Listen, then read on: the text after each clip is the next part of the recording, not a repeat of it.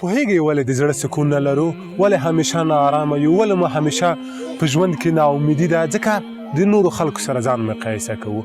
فلان شخص موټر لري، فلان شخص بنګله لري، خو زه هیڅ هم نه لرم. که لږ مې هم د هغې په اندازه شی درلودلی، شاید نن مې ژوند سم وی. پوهیږئ هېڅکله ځان له نورو سره مه پرتله کوئ. جاوید جانه ته نه یې خبر چې د دغه خلکو ژوند څه ډول دی.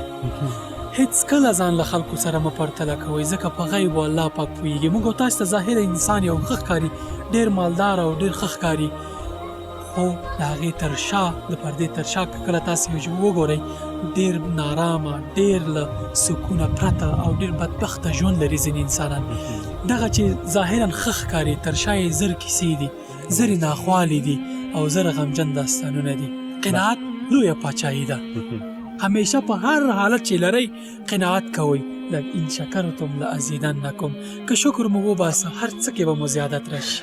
دوستانو راځئ په خپل حالت باندې همدوس شکر وباسو. باور وکړئ ډېر داسې شیان موږ لرو چې خلک په ارمان دي. د غیب مالک الله پاک دی. هغه پوهېږي چې خلکو ته څه ډول ژوند ورکړي. دا به ستا په خیر چې همداسې ژوند دی، هغه به د هغه په خیر. مننه. السلام علیکم.